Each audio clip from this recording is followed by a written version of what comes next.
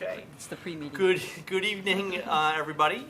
This is the Tuesday, November 22nd meeting of the North Andover Finance Committee. I will call to order. We have a quorum, and we'll move to the Pledge of Allegiance. If everyone could please stand. I pledge allegiance to the flag of the United States of America and to the republic for which it stands, one nation, under God, indivisible, with liberty and justice for all. Great. Thank you.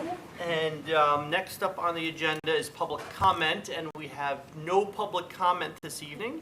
So we'll move to the first of our nuts and bolts of our discussion tonight, a discussion on the ARPA funds with Andrew Shapiro. So Andrew, if you want to come up, please. Well, thank you, Mr. Chair. As you said, for the record, Andrew Shapiro, I'm the Assistant Town Manager, Director of Community and Economic Development. Great to be here to have this discussion. Sorry we haven't done this sooner. And I'll just jump right into it. Please. Good. And I apologize in advance. I do have a lot of slides, so I'm going to speak relatively quickly just so that we can, use the time well, and we can feel free to have as much conversation, questions, answers as you all would like to have, and I can obviously go back to anything you want to review in further detail. So we'll just do an overview of ARPA, what the funding objectives for the program are, the eligible uses, a summary of the spending the town's done so far through the program, and then just a little discussion about how we've arrived at the funding decisions we've already come to, both in terms of the community input we've done and an internal process that's been established to determine how we wanted to make recommendations to the Select Board.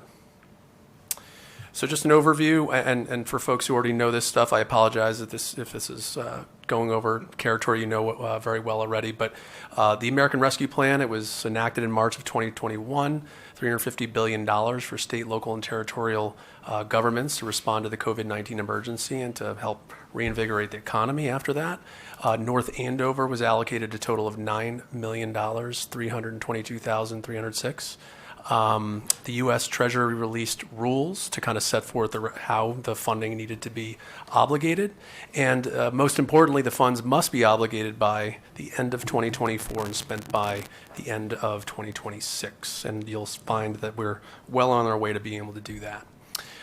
Just to go over some of the objectives for the funding as laid out in the regulations. So it's to support urgent COVID-19 response efforts to continue to decrease the spread of the virus, to replace lost public sector revenue, to strengthen support for public vital services and to help retain jobs, and to support immediate economic stabilization for households and businesses, as well as to address systemic public health and economic challenges that have contributed to the unequal impact of the pandemic. And to drill down a little further under those use categories. So it's really to support public health response, replace public sector revenue loss, water and sewer infrastructure, addressing negative impacts of the economy, premium pay for essential workers, as well as broadband improvements infrastructure. But there's a big positive caveat in the case of North Andover. As I mentioned earlier, we were allocated under $10 million, about $9.3 million, and the rules do stipulate that up to $10 million can be spent as sort of general municipal funding for replacement of lost revenue. So we have pretty wide latitude to spend as we see fit. But with that said, I think what you'll find when we describe some of the projects we've been funding is we have tried very hard to kind of stay within the spirit of what the regulations have called for. So here's a kind of a breakdown or a summary of the spending that's gone on so far, and this is as of basically last week. So you'll note at the top we've received $9.3 million. We have received all the funding. In other words, it's in the town's coffers. In 2022, we had some nominal expenses, about $88,000. We have additional expenditures in this fiscal year, 2023, $246,339.74. But we also encumbered additional project funding in the amount of $360,830. So that all leaves us with about $8.6 million. But we've also made significant funding commitments to the tune of the amount shown below all of that. You'll see all the projects listed there. I will go into detail on these projects, so I won't stay on this slide. But you'll note after all those funding commitments and the funding that's already been spent, we have $4,263 and $263,034 remaining, which is about 46% of the total original allocation. So in terms of the encumbrances for FY23 that was just mentioned, just to go into a little more detail on that, we encumbered $297,000 for general school security upgrades. This was requested by the school department. That allocation, I just want to be clear, was approved prior to us having a formal internal process to approve these things. So, you know, you have to keep in mind, we got the funding. The town received the actual money from the federal government, and there were a lot of critical needs kind of flying at us, and we hadn't yet got our feet under us. We hadn't established an internal process, so there was some funding that was allocated through the select board's approval, and I'll go into a little more detail on how we do that. That were done before we had that process in place. So, yeah, please. So looking back, though, do you feel like it still meets the criteria that you've laid out subsequent? So, I mean, I don't know that I would have put it in. I'd be hard pressed to really say what category. That's not a gotcha question. I'm no, just curious. no, not at all, not at all. And just to put it this way, I mean, you know, again, you know, this isn't quite an infrastructure project in the traditional sense that I think the regulations lay it out as. I mean, I think they're talking more about things like water and sewer infrastructure, roads and bridges, not so much the type of infrastructure when it comes to like school hardening. Yeah. But it was deemed as a critical project for the schools, and we wanted to be responsive. And so things like cameras and locks and fob access. So the town manager worked with the school superintendent on this project, and that was approved a few months back. $20,000 for health department staff professional development. Now we do see this fitting into the category of one of the categories, mainly in terms of being able to better equip our public health department for responding to things like the COVID-19 pandemic and any future major public health emergencies that might arise in the future. So better preparing them from an educational standpoint and professional development standpoint.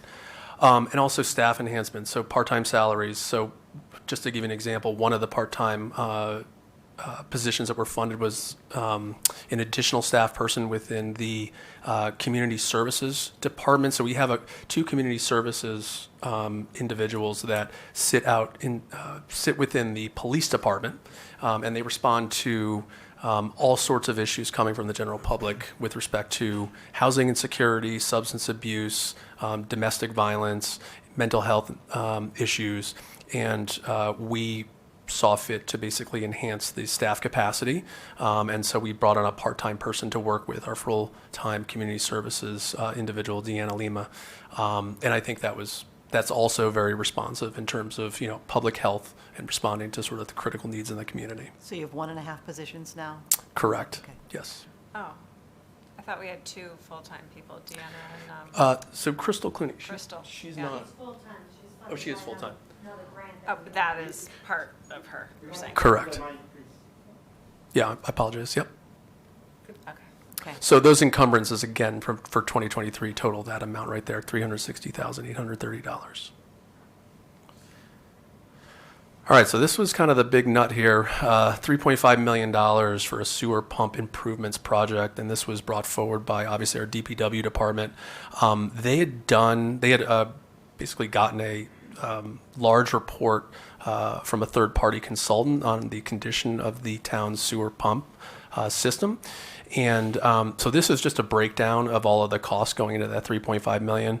This isn't all of it. This is I got another slide to go. But I think the big overarching summary here is that we are going to replace the Willow Street pump station and replace it with a gravity line system. The reason being is that the Willow Street pump is basically beyond its usable life, and it's in the best interest, and this is coming from the DPW department, for the town to eliminate as many sewer pump systems as possible because they are maintenance liabilities, long-term maintenance liabilities. And when you have a gravity line, it requires far less maintenance and control. And basically the rest of the costs go to essentially doing an analysis and getting engineering documents basically organized for each of the other pump stations throughout the sewer pump systems and doing some nominal upgrades as the project sees fit. And so, as you can see right here, the second line, Willow PS pump station, abandon and demolish this pump station, redirect flow to Jasmine pump station. That would be with a gravity line. That cost us $320,000 right there. And then there's costs ascribed to each of the so system-wide engineering, $600,000 to do sort of analysis of each of the pumps to get better understanding of the sort of upgrades we can do to each of the pump stations throughout the system. And this continues here. So there's a summary here at the bottom. They're going to start it immediately. They want to get it done throughout next summer. Construction will be bid and coordinated over a 2-year period. The Willow Pump Station will be the first to be completed. The remaining engineering for the funding of the system-wide upgrades will be ongoing throughout construction of the first group of projects. So again, the DPW saw this as sort of one of the high-priority projects that hadn't really risen to the level of getting into a capital plan or any of the operational funding that the town had gone through. And because we have the ability to fund infrastructure projects through ARPA, this was seen as a critical project. So the sewer enterprise fund is what's usually paying for this kind of project, right? We're reinvesting the income we're getting from water and sewer rates from the public to pay for projects, and that's been sufficient in the past. So I guess I'm just curious, was this something that always needed to be done, but we didn't, maybe you just said this in your last sentence, always needed to be done, but we just didn't have the money and didn't feel the need to raise sewer rates to get that money, or it was something we thought we'd do in 5 years, like maybe a little bit more in terms of why did we decide this was necessary to do now with this money versus waiting on the enterprise fund to have enough money to do the projects? I would confirm, I want to first confirm with Lynn, the sewer rates haven't risen for quite some time. Am I right on that? A long time, I'm aware, yeah. Okay. So I don't know if a project like this would have necessitated something like that. And maybe the idea would have been to prevent that from happening. And so using ARPA to sort of supplant any need to raise rates for the community to get this project done. I don't know if that was some of the thinking behind that. Yeah. So basically, we do repairs for sewer pump stations every year, and it's always in the capital. This gives us the ability to do it quicker and get it done much quicker and hire outside probably to do more of the work than we would do inside. So I think it's critical that if we have the funding, I mean, we got $9 million, and it could be used for this specific purpose. And to use 3.5 of that money to do this was a beneficial project that we felt would be best used for that money at this time. Has a contractor already been hired for this? What's that? Has a contractor already been hired for I don't this? believe, I think they're So that's working on it, going out because to this bid was now? just approved, Okay. probably a month ago? Yeah, probably about a month ago, maybe a month and a half ago. And Okay. there's a requirement to go through federal Yep. So it's going to take. procurement procedures. Yep, Yeah. yep. Thank you. Yep. There was a request by the library to procure a bookmobile or a mobile library van, if you will. Some other communities have been doing this. Here's an example in the picture of the town of Watertown that recently procured a bookmobile. So the costs were to cover the procurement of a van, an EV charge point, assuming that the van would be electric, operational costs, maintenance. Now I have gas and maintenance, even though I have the EV charge point, because it turns out we're actually probably not going to procure an electric van and not get the EV charge point. So most likely the cost of the project will be lower than $480,000 if all of that information holds out, and as well as staffing for a 2-year pilot period for, I think, up to 2 people to man this vehicle. And so, this is just another area where ARPA can play a role in kind of doing something a little more innovative, expanding services as opposed to just plugging in regular sort of operational ongoing maintenance type stuff. This is an expansion of a service. And so I think that was part of the impetus for wanting to do this. Also, and we'll get into this a little bit later in the presentation, we're trying to do things to sort of benefit people directly, get higher touch points to community members directly, and this was one way to do that, to be able to provide a service to where they are instead of having them go to the library. Has this one been approved, Andrew? This has been approved. Yes. So everything I'm showing you has been approved. I'll there might be one thing at the end that hasn't been approved yet, and I'll give you the heads up Okay, on that. cool. Yeah. Thanks. So this is another approved project, youth center staff enhancements for $172,000, and this is to provide funding to hire an additional youth and recreational services staff person that will be trained to work with young teens to address social and emotional issues. And the position would also be someone who could also spend time with the school department as needed. It would be a full-time position, fringe benefits, 2-year period of time.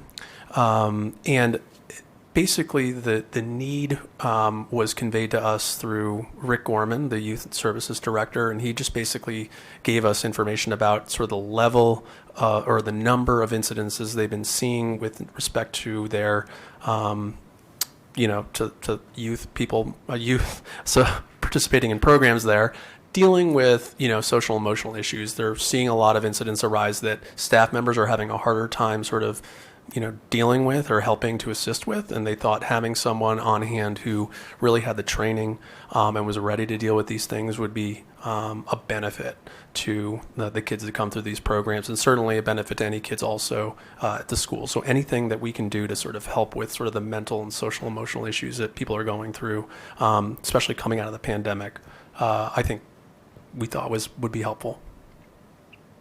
Is the feeling that we would be able to fit that into the operational budget at the end of 2 years if this is successful, which I'm sure it will be? Yeah, I mean, that is, I think, the plan. Let me just be very clear about that. With that said, I think we're in this sort of intense period of time right now coming out of the pandemic where, we're trying to surge more resources that respond to issues like this right now. And then, hopefully we don't need as many of these resources in the future. Maybe that's wishful thinking. But I think also it's...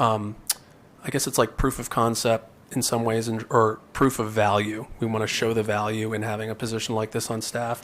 And then I think it would rally the town to be able to support this in the ongoing operational budget if it was necessary. Would this be like a social worker? Sorry, I brought my question. No, I like Would No, this be please. like a social worker, like the group of Deanna and Crystal? And, Yeah. it seems like that would, it's a nice synergy there with those Yeah. people. I think so, but with the caveat that it might be someone who might be obviously a little more geared toward younger demographic. That would be great, like long-term, if that role existed, to have her team have someone who specialized in that demographic. Fantastic. Absolutely. Having the whole group. Yeah. That's like another unit within the municipal government. Definitely. Yeah, I like that. Me too. So this project's kind of been out there, but it's moving along slowly. So we're working on, and this is something I'm working on with my colleague, our planning director, Gina Enright. We're planning a rail trail. And so this is to support an additional amount of planning that needs to go into building out a 1.3 mile phase 1 of that rail trail. And it's envisioned to run along the former rail bed right of way from the high school driveway to the intersection of Dale Street and Marble Ridge Road. And we have visions to have a phase 2 that would extend even further to Blue Ridge Road at some point in time. We do have a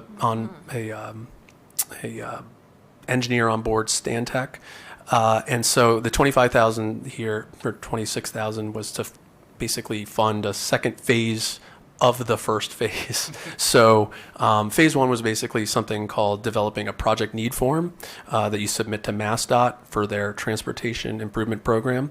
The tip is to basically get funding through MassDOT to do transportation infrastructure projects. So we're kind of winding our way through that process. And the second phase that Stantec is helping us with is to kind of further develop the scope of this project and to also do some a butter outreach and also do a public meeting and to better define what the path may look like. There are some areas, for instance, on off of Pleasant Street, the rail right of way ends up going through some backyards. That's probably not going to be tenable, so we have to find sort of alternative solutions, and we're going to have to work with the community on that.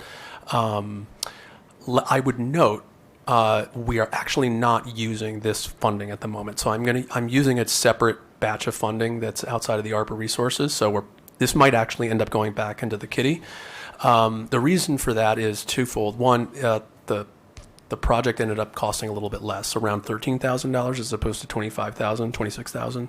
And number two, again, I've alluded to this before, we have to go through a federal procurement process.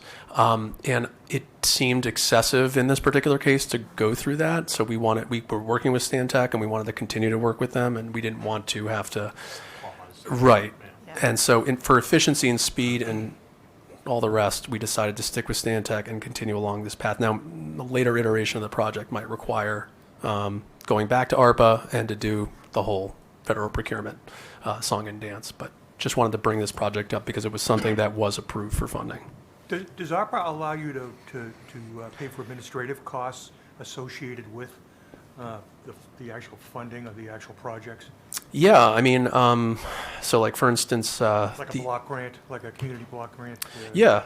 I mean, and we'll get into that in a moment. So there's a community outreach and community input portion of the ARPA funding that we've been using, and I would consider that to be administrative in nature because it's helping us inform how we use the funding. So absolutely, there's a kind of an administrative use case for that as well. And just running through some of the other projects, we did fund radio encryption to the tune of about $64,000 to improve communication between the schools and the fire department. So that was something that came through the fire department. We're doing a health needs assessment for $40,000. It covers a portion of the town's commitment to a regional assessment being completed in cooperation with the town of Andover. So you may have seen recently there was a survey that went out through the town's communication, both social media and email, to ask people what their opinions were on various public health and general community issues. And what this report will end up giving us is sort of an evaluation of different things that the public health department can act upon in the future based on community input and consultant guidance. And I apologize, there's a larger cost to this, and I would have wanted to cite it because this $40,000 is essentially being leveraged against that larger amount, which is a nice feature of what we're doing here on that project. But I don't have that number offhand, so I can certainly follow up with that. But again, this is also a regional project. We're doing it in cooperation with Andover, which is nice as well. An age-friendly initiative. So $35,000, it would be handled by the Elder Services Department to work with UMass Boston Center for Social and Demographic Research on Aging, Gerontology Institute, to develop a needs assessment that will include a demographic analysis, community forums, sample survey, focus groups, and interviews. So similar to kind of the above project, this is more of a subset dedicated to our senior community to see how they're doing right now and what we can be doing to better serve them in our community. So a little more planning. Senior center. They might, and the good news for you is we're well on our way to getting that as well. So we're good there. We approved $30,000 for Spanish courses, 60 hours of training to be provided by Northern Essex Community College for staff to be able to better serve our Spanish-speaking residents. So we thought this was an area of need identified by the town manager, and we brought forward to the select board, and they agreed. And then a wellness program for staff. So this is relatively short money, $3,000. And again, this is just kind of going toward the theme that we've hit on a number of times already, mental health. Sometimes staff here at Town Hall need that as well. We deal with a lot of high priority projects, a lot of public asking questions, sometimes getting a little testy with us sometimes, with good reason oftentimes, but it's good to also just check in with staff, make sure they have the resources they need from a mental health perspective to make sure that we're serving the community as best we can. So, and this graph's just to kind of break down percentages of the categories of funding, if you will. Now, full disclosure, I made up the categories, so I kind of deemed what was what. So like the youth and recreation, for instance, that kind of teal blue color at the top, 3.5%. That represents that project I mentioned before, like about $172,000 for the staff enhancement. And you've got various projects. Obviously, right now, the infrastructure projects have taken the largest slice of the pie at about 73%, which I think if you go to many communities around the Commonwealth and probably other areas of the country, I think a lot of them are using it for infrastructure.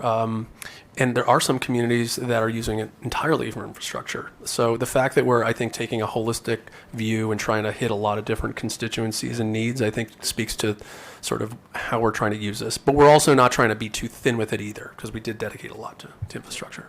Andrew, is this for the 3.5 million that you guys have identified so far? So this is for the total amount, this is just for what we've identified so far? This is, only spent thus far. Correct. Yeah. And remind me, sorry, the schools was The security security, upgrades, okay. and I think $200-something thousand for that. Yeah. So in a way, public safety. 297. Thank you. Is there a revised number for the library project, the van there? That represents the lower cost based on. Yeah, I don't have that as of right now. So what we're kind of doing with that is we've approved the $480,000. We've had a lot of trouble procuring vehicles recently. So it turns out, so what may end up happening is it may cost $480,000 because of an escalated cost to procure a gas-powered vehicle, just because of the supply chain shortages and everything else that we're dealing with. So we're going to kind of see how that works out and then revise the number once we have the final outcome of that. The optics of it is just crazy for one van. I know, but it is, no, it might not be, so what if it could be something that just doesn't happen because it just is untenable or unwieldy, or has it specifically been approved, so the money must be spent? Yeah, so I should mention, it does include the 2 staff people. It includes maintenance and things like that. Yeah. But The charging station you said as well, right? charging station, assuming it's going Yeah. to be an electric vehicle. That's right. And the charging station in the future could be also used for, if we did get it, could be used for general Yeah. public purposes as well. Can I add to that? So Yeah. typically when you have which essentially is going to amount to a billboard driving up and down the street, there are companies that would be interested in sponsoring that have aligned goals or can see the same mission where they can defer some of the cost. So it would be a partnership between the library or the city or town of North Andover and Company X, which would be willing to have some type of acknowledgement which can help drive down the cost, whether they are paying for a portion of the van or they've agreed to do the build out of the charging station. So I guess part question, part statement, is that something that we would consider as a organization? So I can't speak for the library director, but I know that things like that have been pursued in other areas of town government in the past. For instance, I know right now, for instance, the senior center is very active in or the Friends of the Senior Center, Council on Aging, is actively seeking sponsorships for various, fixtures and fitting out of the new senior center. So I think it's something that certainly could be considered. It sounds like a good idea. It makes sense to me. There are some rules with respect to the town soliciting contributions. I know that, and sponsorships. So it has to be done in such a way that obviously we're not tripping over any of those rules. But I think the highway department had a very similar challenge. And what they did was go from sponsorship to just a simple acknowledgement panel. And just the change in verbiage allowed them to be responsive to whatever procurement, whether it was federal or state. oh, that's interesting. So sometimes it's just simple as just changing the desired outcome from sponsorship to partnership to simply just an acknowledgement panel allows us to become fully responsive or compliant. Yeah, that's a good thought. I'll have to look at that. Thanks for the suggestion. That's great. All right, so that's the broad strokes of the funding right there. And I just want to make everybody aware, we do have information on the town's website that covers all the information I'm covering right now, project descriptions, links to information that was submitted as part of the approval process. This can be found under the community development portion of the website. So all you got to do is go to the departments page, community development, and one of the fast links on the left side, American Rescue Plan Act is the first one up there, ARPA. And there's a click here link in the middle of the page, as well as you can also just click the pie chart and it'll take you to further descriptions of each of these projects.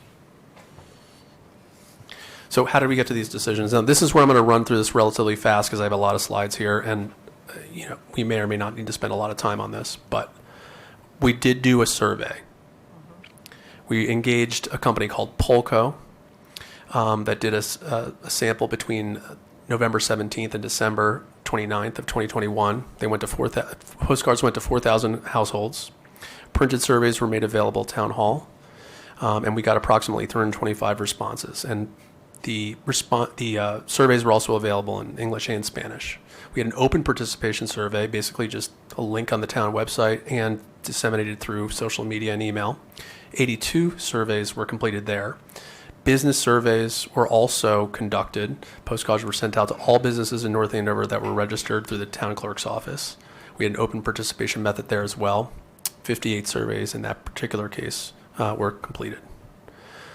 So what we found as far as like critical areas of focus that the survey revealed were that people were concerned about the quality of utilities, and we have a feeling that that was directly linked to the recent Nat Columbia gas issue.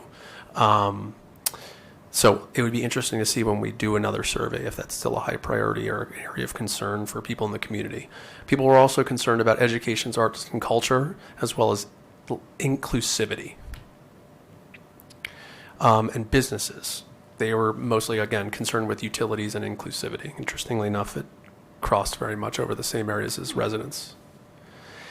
Household challenges. The biggest challenges people cited were emotional health of household members, feeling like your voice is heard in the community, being problematic, and exposure to COVID-19. And again, we have to stress at this point in time, like the Omicron variant was raging and COVID was very much like, it's still at the forefront of many people's minds today, but it was very much in most people's minds at this point in time. People also cited lack of affordable childcare as a concern, knowing what services are available in the community, and the physical health of household members. So I would just pause right here to just quickly kind of harken back to some of the projects we've approved. We've, I think, made a concerted effort to address mental health challenges in the community to respond to some of the things we're seeing in this survey. And then business challenges. A shortage of skilled employees. That shouldn't come as a surprise, I think, to anybody, given everything we're hearing in the news right now about businesses and the challenges they're having. Employees getting burned out due to increased workloads and COVID-19 exposure of employees. Other challenges cited, not knowing what services are available for businesses in our community, emotional health of our employees, and having good access to internet broadband. That last one's a little surprising to me, but again, we took all of this information and as far as the emotional health of employees and mental health, again, this is another area that was hitting pretty hard for businesses as it was for members of the community at large. So 1 in 5 businesses surveyed reported laying off employees. About half of the reported revenues were lower than projected for 2020. About 56% of the businesses were back to pre-COVID levels or doing better than before. So that was an encouraging figure to see, in my opinion. And then more than half the businesses cited that. And about 1 in 5 businesses report that it will take 6+ months to return to pre-COVID levels. So this, again, this is going back to late 2021. So in terms of like, the information people wanted to see for ARPA funding priorities, the most important funding categories were services to address behavioral health needs, economic aid to households experiencing housing, food, or other financial hardships, and services programs to promote healthy childhood environments. So again, I think we've hit on some of these things already. We certainly have more to do. Increase other high priority issues, increase services and programs to address health of communities and residents hardest hit by the pandemic, and then financial aid to high poverty school districts.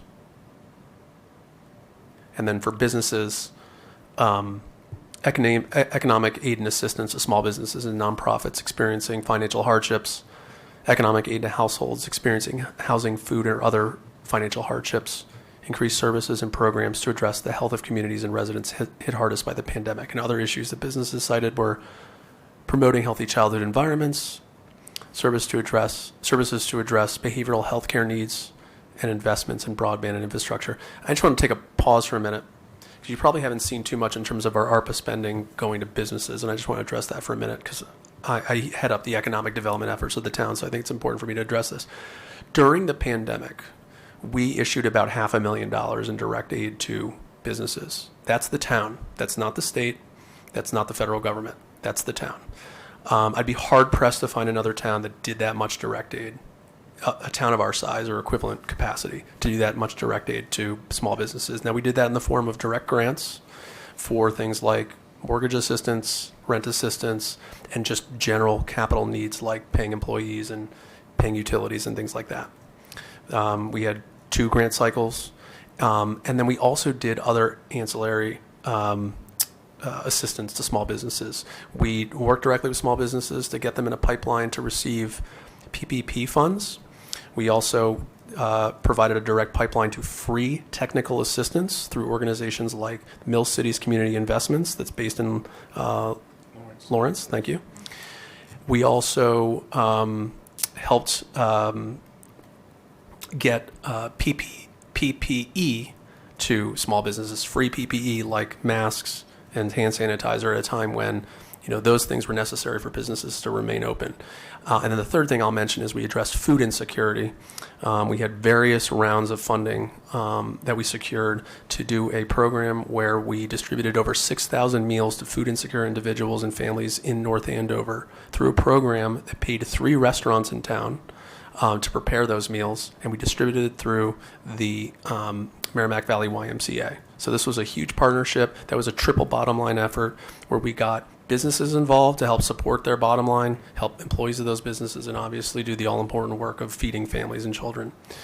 So I just wanted to mention those things because a lot of resources had been dedicated to helping small businesses during the pandemic, and that doesn't even include any grants that businesses got through state aid and federal PPP funding or emergency disaster assistance that was available through the COVID-19 bills.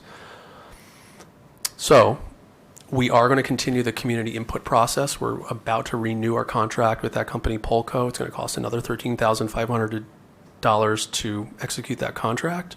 It'll include additional outreach. We'll basically double the amount of outreach we're doing. We're going to send out 8,000 postcards to residents. And it notes that we're going to send 2,400 postcards to businesses. I don't think we have 2,400 businesses, but we'll find another way to utilize that capacity in to get an effective response from whether it be residents or businesses. Now, moving on from the community input process, the internal process we established, we have an internal website that basically lays out the procedures for staff and department heads to request funding. And this is just a screenshot of that. And so we developed an application that people can fill out. The application generally looks like this. It's meant to be short. It's meant to be to the point. It's meant to be low barrier to entry, asking for a brief description, wanting to get an understanding of whether the project addresses long-term goals outlined in plans that we have laid out that the town has done over the years. Does it continue a project that's already been started and bolster that effort, or is this something built out of whole cloth? And does it require a one-time expenditure? Will it require ongoing funding? So we consider factors such as those when we're discussing these projects. So is this geared towards any group in town or anybody who says, I have a project I'd love to have this money go towards, and is that like that? Yeah, let me be clear. So this is internal to town. So it's really just Okay. town staff and town departments. Now, with that said, I've had a discussion with the town manager about, is there a way we can open this up a little bit? And so we're having discussions about if we can allocate a portion of funding to do kind of an open call, if you will. So that hasn't come out yet.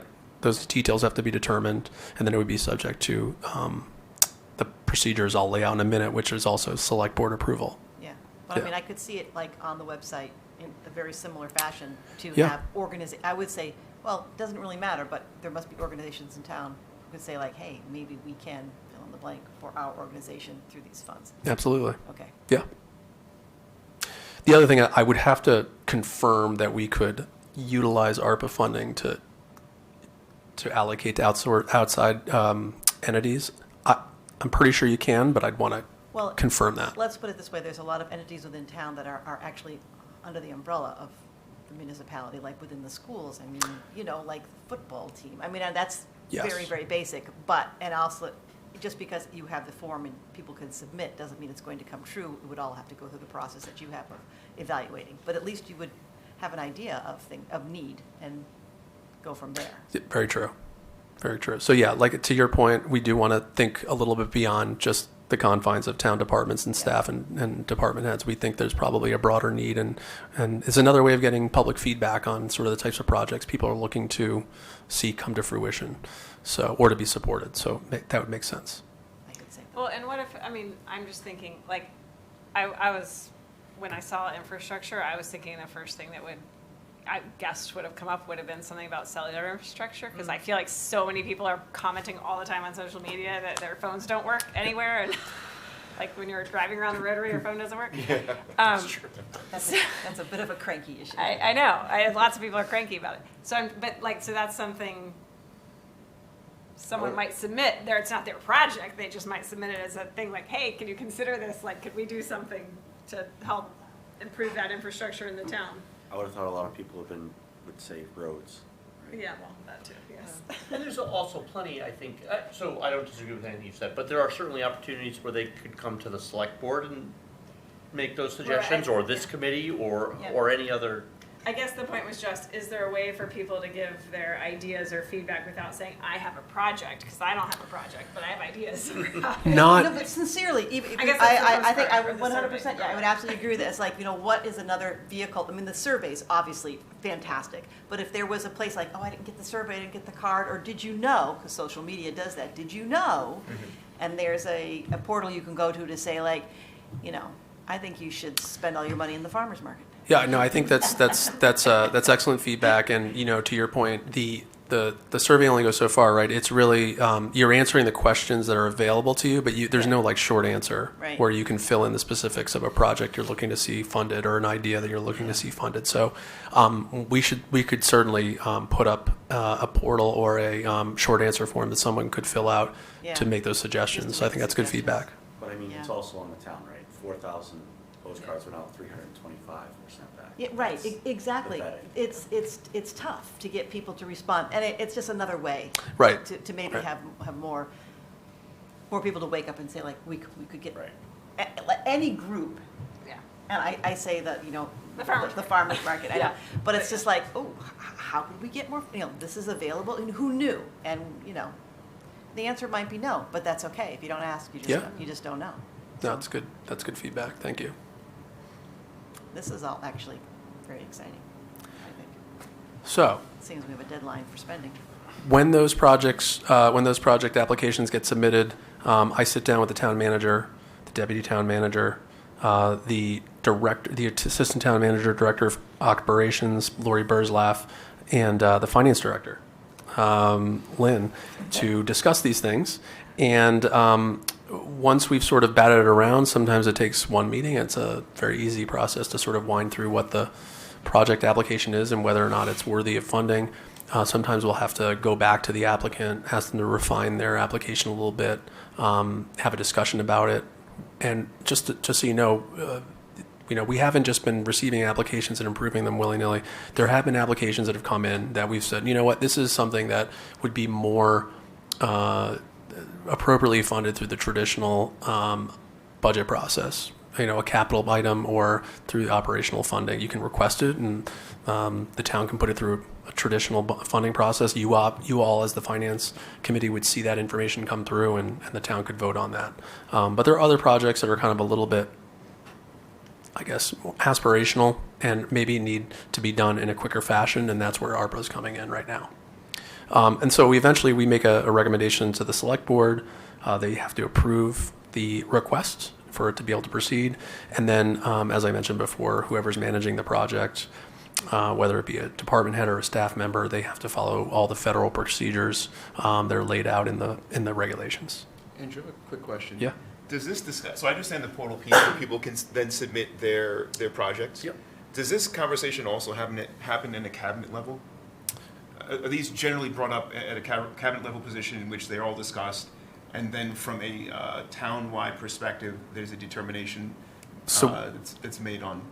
When you say cabinet level, again, That first that bullet, I first think, is bullet are the folks who are, so it's myself, town manager, deputy town manager, and a couple other folks who are having So what I mean the by cabinet conversation. level is each one of the department heads. So the head of the police department, of the high school, where it seems like this discussion would benefit by having a group of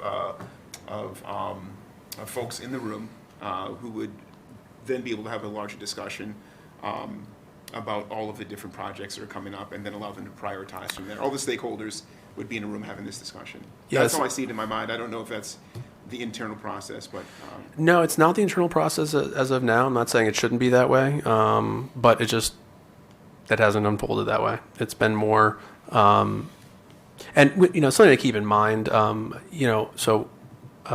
In my role, for instance, I oversee 5 town departments, really, technically, and then my counterpart, the deputy town manager, she oversees another few departments. So we have some larger representative roles. Now, that's not to say that the individual department heads that have fall under our divisions shouldn't maybe be in a room and having a fuller discussion, to your point. And the town manager certainly, she deals very closely with the police chief, fire chief, superintendent of schools, things like that. But to your point, maybe they should be in the room and having these discussions. I can certainly raise that with the town manager. so aside from that, so where we get these requests in through the portal, do you have discussions internally with each one of the departments that report to you about these priorities and different projects as they come up, and then you present them to the smaller cabinet group? So just to be clear, are you asking if I get a request that doesn't have anything to do with one of my departments, do I go to them and say, hey, I just want to make you aware this is something that's coming through? How would this affect you? For not being specific enough. So I guess my question is, you mentioned you have 4 or 5 departments that Yep. roll up underneath you. As I understood it, the requests come in through the website portal. Correct. For each one of the projects. My question is, does that discussion happen internally with the folks that report to you? Is there an avenue to which they can say, hey, we understand we've got some ARPA funds coming up. Yeah. We've had, a whole host of different issues, challenges that have arisen over the past year. Would be great if we can roll these into some of the $9 million in which the city spends, to which then you would have that discussion. Short answer, yes. Yeah, the folks in town, the department heads, and even beyond are aware that this funding is available. I think a couple of my department heads are currently sort of trying to conceive of ideas. I mean, they know what the project is. It's a matter of doing the due diligence on what the cost would be and getting a formal scope for the project. But yes, to answer your question, yes. And have you laid out a timeline for when you want these suggestions to come in? It's been more or less open-ended at this point. We did, make it clear that there's kind of a first-come, first-served sort of situation. But now that we've expended 46% of the ARPA or we have 46% remaining of the ARPA allocation, I think we're at the point now where, remaining projects are going to have to stack up a little bit, and we're going to have to prioritize, based on need. And we're always prioritizing based on need, but I think there was an initial effort when we got this funding that we have to start spending this because we have an overall timeline to start to allocate this and spend it. So we want to get some of the money out the door, do it for critical projects, but certainly for the rest of the way, we need to prioritize things. What's the deadline? The end of everything has to be expended by the end of 2026 and obligated by the end of 2024. Okay, that was my next question. Sure. How do you define spent? Gotcha. Yeah. So we can't have anything left in the coffers by end of the year 2026, calendar year. Paid for, yes. So it has been kind of first come, first serve in the beginning, but for the next tranche, let's say, you would let the requests pile up a bit so that you could then make some determination which is the priority? Yeah, that'd be my approach. I'm going to probably have a discussion with the town manager and the other folks in our sort of group to say that we're probably just going to do another sort of PR push internally to let folks know, like, this is where we stand as far as the rest of the ARPA spending that we have. Think about the types of projects that would be critical to have considered for ARPA funding, and see where we go from there. Do you see any overlap with the CPC funds? To a certain extent. For instance, I mentioned my rail trail project. Now, I can see that I didn't end up using that funding, but certainly rail trail recreational facilities can be used. And in fact, I did go to the to the CPC to have the first phase of the rail trail funded. We didn't end up using those funds either. But absolutely, I think anything, to fund recreational, I don't see a lot of, I don't know if there's a lot of need, for instance, for ARPA to be used for, I can't see a historic preservation crossover. Certainly housing. I was going to say, housing would be high on my list, and that's always a tough issue, so. But then again, and other folks could speak to this. I mean, it's tough to spend money on housing as a municipality, meaning actually creating, for instance, affordable housing is a very difficult thing to do as a municipality unless you have a lot of resources. Yeah. So. Yeah. It's just that the CPC has such a lot of experience in putting together things like that. It seems like a natural fit, but it sounds like you're already. I mean, are they aware of this? I mean, have you, in your PR blitz, maybe you should make sure that the CPC is aware that this is a. I mean, because if they have things that say like, they have shoot, we projects that- can't yeah. fund this, or Yeah. this is not really within our scope, maybe you should try over here. That's Yeah. things like that. No, I think that's a fair thought. No, I don't think there's been direct outreach done to the CPC unless folks on the CPC have seen some information being put out there. Like again, this website's public; it's available to the public. Yeah. I think the Eagle Tribune ran an article last month noting some of the ARPA expenditures that had been done initially, and then of course this information has been getting on select board agendas for the past few months for consideration. So there have been opportunities, but you're right. I mean, there's probably It's hard further to make outreach that can be people done. aware, regardless of what you do. Yeah, but Yeah. no, there's no reason why we shouldn't be Yeah. exhausting all avenues. So it's good. It sounds like you're trying to do that too.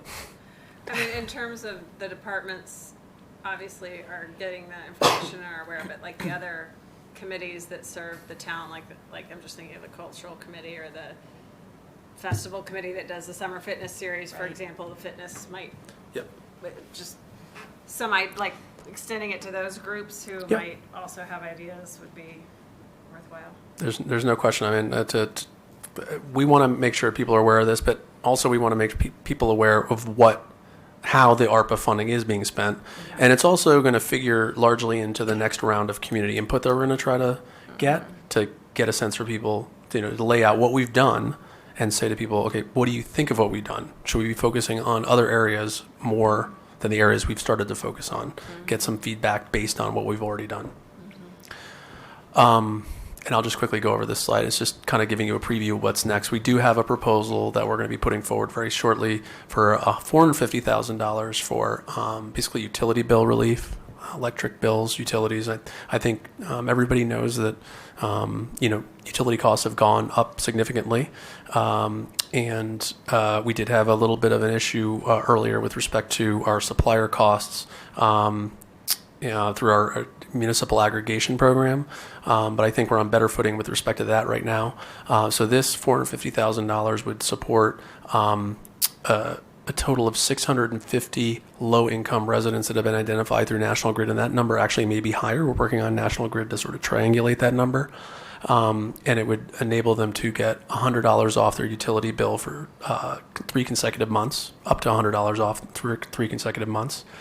And then there would be $250,000 set aside for additional requests, meaning like people who wanted to make requests to get part of their bill accredited by National Grid, and it would be on a needs basis as well. So we'd have to come up with a way to define how we're going to award those funds. But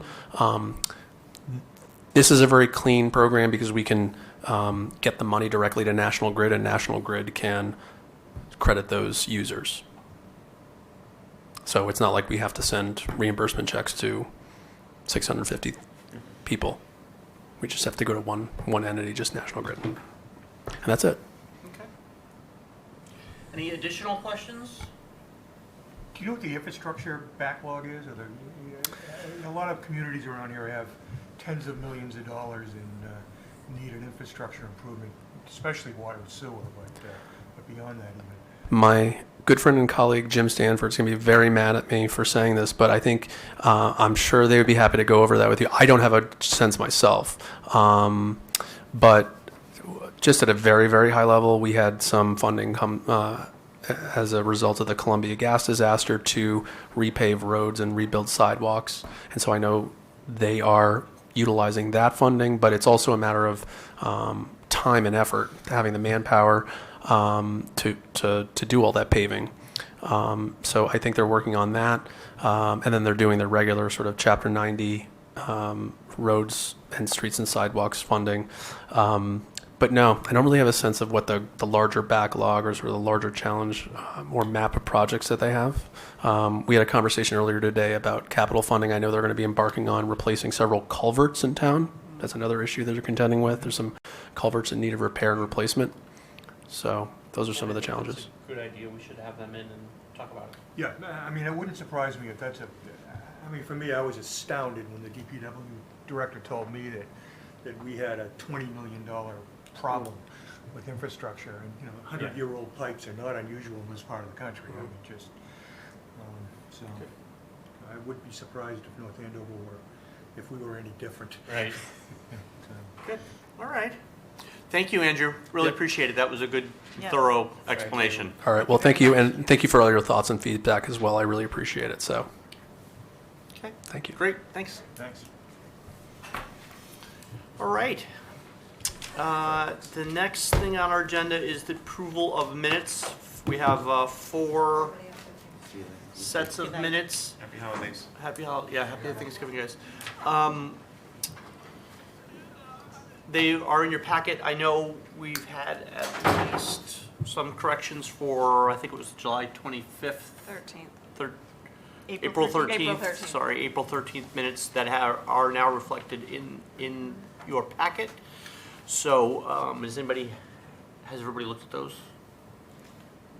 Yes. Any questions, comments, concerns, other than those already brought up? Aye, Mrs. Keen?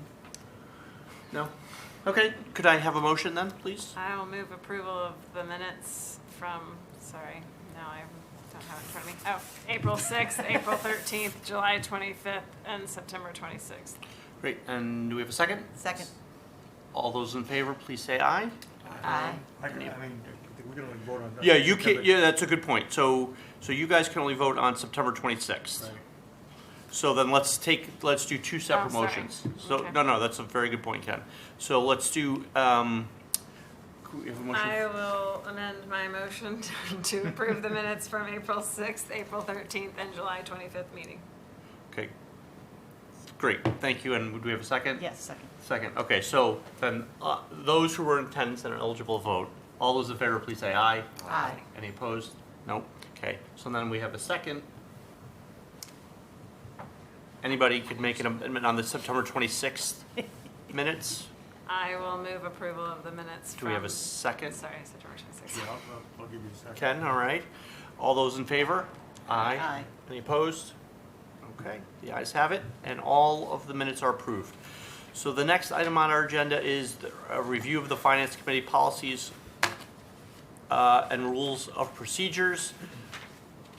I think it's policies and, well, it doesn't matter. Policies and procedures. Right.